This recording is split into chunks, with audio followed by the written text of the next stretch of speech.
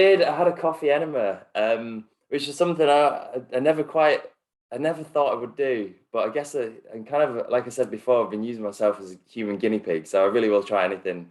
It was a bit of fun, really. But mainly I've had a really bad stomach for years, and I was offered a full colonic followed by coffee enema, and I couldn't really say no, and thought I'd give it a go. I've tried everything else for my stomach, so I thought I'd give it a go. And the coffee one, like since reading research on it more recently, kind of I think it really can help the gallbladder and that kind of thing, releasing the digestive enzymes from there.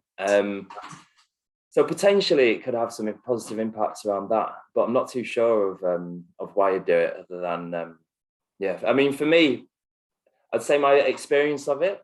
So I had the colonic first, which was about 50 minutes long, and I was expecting to be mortally embarrassed by the whole situation, but actually it just felt so natural, and the guys at Flourish were just they just made it just feel like the most normal thing in the world. And we were chatting away, and it's just the whole thing was just a really pleasant experience. I was pleasant as it can be. And then I've basically, a big part of my stomach issue is that I feel like I don't digest things for days on end, and I go to bed feeling so full and bloated, and I just can't move things through me fast enough. And then getting up off the table after the colonic was the lightest I'd felt in years, and my stomach just felt so good and empty, and it genuinely made me really excited to go back and get it done again. And then I had the coffee enema, which then adds a cafetiere full of coffee back inside you, which then I kind of held on to, and I felt kind of pretty bloated again after that. So next time I won't do them together. But I'd say that since then, I think probably because of the colonic, I've definitely felt that my stomach's been more resilient, and it's definitely been less likely to become really painful. It's not solved it, and I still have to be careful of what I eat. And also, probably because of having this kind of reset almost, I have been being a bit more careful, but only a bit more careful, and I've not had any big painful flare-ups. So I don't know, it's made me feel really positive about it. Like I want to try it again, but obviously it's not recommended for everybody. And like Kirsty went with me, and she refused to have it, and her stomach's so perfect that you don't want to touch it. If your stomach's great, don't touch it. Yeah. But if you have nowhere else to turn, then I'd give it a go personally. Interesting. No, it's always good to hear people's experiences with these sorts of things, because they're not common therapies compared to some of the other things out there. Obviously, people try their probiotics and all these sorts of things. So yeah, it's nice to hear people's experiences.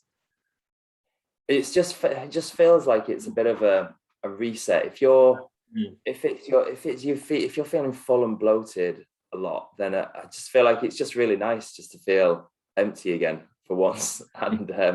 And they did say there that you probably, to have any kind of longer term impacts, you probably should do it 3 times. But then the coffee enema side of things, you can do them yourself at home. You can buy home coffee enema kits. I'm not quite at that level yet myself. Maybe one day, we'll see. Yeah, I think I know Ben Greenfield and also Dr. Karazian have some very helpful blogs for people who are kind of interested and want to kind of do some of this at home. As you say, there is some evidence from, I think, a gallbladder biliary system perspective, but I'm pretty sure I've also read it kind of upregulates some of those endogenous antioxidants, especially in sort of the liver. So things like glutathione can be improved. So yeah, it is very interesting. That's what chlorogenic acid in general does that. So chlorogenic acid, the big polyphenol that's the kind of like coffee's MVP, they call it, which can make up to 10% of the total weight of a coffee bean. So this is huge. Like caffeine's less than 1%. So in the green bean state, the chlorogenic acid can be up to 10% of the total weight. So it's huge. Chlorogenic acid is massively antioxidant. And that's where our lab test that we did on the antioxidant potential of the coffee showed 1 brewed cup of our coffee has the same antioxidants as 12 punnets of blueberries in 1 cup of coffee. So it's full of antioxidants. So our coffee is full of antioxidants, which a lot of people say, oh, can you have too much? Can you have too many antioxidants? Or does it down-regulate your body's own endogenous production of antioxidants, and so have a negative impact on you?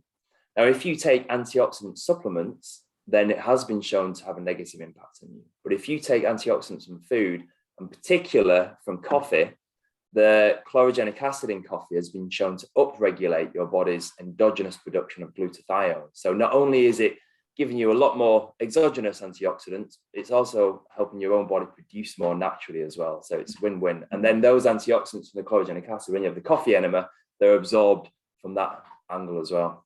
Fascinating.